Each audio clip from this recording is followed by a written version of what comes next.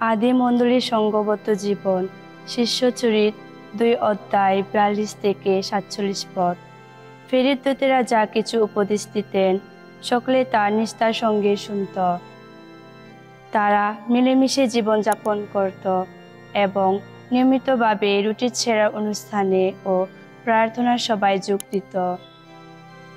সেখানকার প্রতিটি মানুষের মনে কেমন যেন একটা ভয় বিস্ময় জেগে উঠতে লাগলো, কেননা ফেরেশতারা সেই সময় বহু অলৌকিক ঘটনা ঘটাচ্ছিলেন,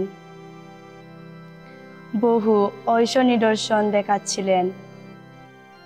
খ্রিস্ট বিশ্বাসীরা তো সকলে ঐক্যবদ্ধ ছিল, তাদের সব কিছু ছিল সকলের সম্পত্তি। তারা নিজের বিষয় সম্পদ বিক্রি করে তা পেত, তা সকলের মধ্যে প্রত্যেকের প্রয়োজন অনুসারে ভাগ করে দিত।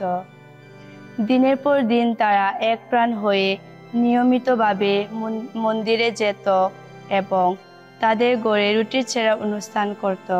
তারা আন্তরিক আনন্দ ও সরলতার সঙ্গে একসঙ্গে খাওয়া দাওয়া করত। নিত্যই পরমেশ্বরের বন্দনা করত। তারা সকলেই তাদের ভালোবাসত। প্রভু পরিত্রাণের পথে যাদের নিয়ে আসছিলেন, তারাই প্রেরণায় তেমন সব মানুষ দিনের পর দিন এসে শিষ্যদের যোগ দিচ্ছিল।